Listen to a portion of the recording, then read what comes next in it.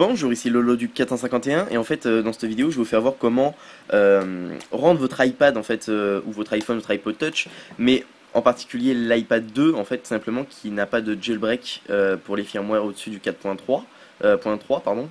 Donc tout simplement faire croire que votre iPad est jailbreaké sous le firmware 4.3.5 mais non pas pour faire un fake mais bon plus pour comme si que vous étiez à jour au niveau d'Apple, mais vous ne l'êtes pas. Mais c'est comme si que vous l'êtes, puisqu'on va changer notre firmware, on va le mettre au 4.3.5, mais on va pas faire que ça, on va aussi patcher les failles de la même manière que le font la mise à jour 4.3.4 et 4.3.5.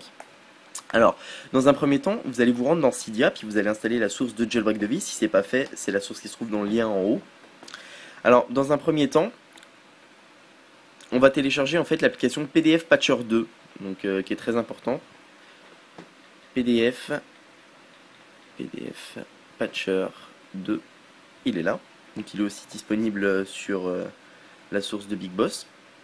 Donc vous faites installer, confirmer, ça va vous demander un relancement de Springboard. Une fois que ça c'est fait, donc ça c'est comme si vous veniez de faire la mise à jour 4.3.4. Donc là maintenant, ce qu'on va faire, c'est qu'on va tout simplement boucher la faille des certificats que fait l'iOS 4.3.5. Donc pour ça, on va télécharger iSSL Fix, qui est disponible sur le repo de Big Boss, puis sur ma source également. Donc vous installez iSSL Fix, en fait c'est pour tout simplement corriger la faille de certificat. Très franchement, je ne saurais pas vous dire à quoi ça sert exactement, mais ça bouche une faille de sécurité, donc c'est toujours bon de l'installer. Ensuite, une fois que vous avez installé ces deux applications-là, on va télécharger une troisième application qui, celle-ci va nous servir en fait à changer notre firmware. Donc on va télécharger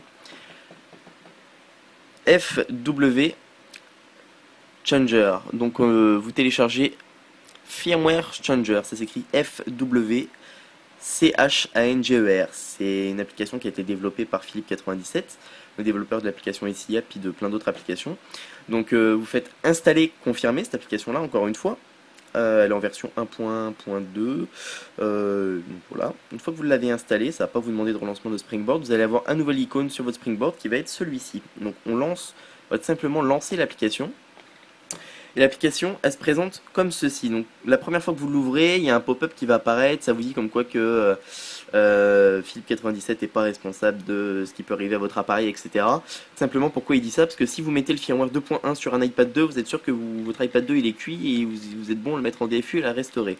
Donc ce que je vous conseille, c'est de sélectionner le 4.3.5. Vous sélectionnez le 4.3.5 et aucun autre.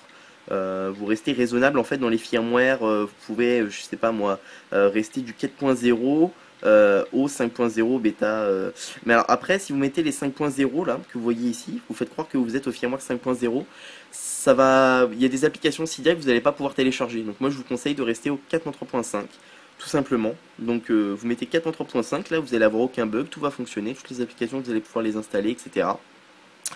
Et vous cliquez sur appliquer le firmware sélectionné. Ça va vous demander si vous voulez finaliser le travail. Puis pour ça, il va falloir en fait effectuer un reboot de votre appareil. Donc vous cliquez sur oui. Donc quand votre appareil va rebooter, vous allez avoir une barre de chargement qui est tout à fait normale. Donc vous inquiétez pas. Puis donc ensuite, si je m'en vais dans information, on peut voir que je suis au 4.3.5 8L1. Puis je suis jailbreaké de manière untouched. Je suis sur un iPad 2. Donc, il y a la caméra derrière, il y a tout simplement. Et puis si je lance Cydia est fonctionnel, etc. Donc je suis bien sur un iPad 2, mais voilà, mon firmware c'est comme si j'étais au 4.3.5.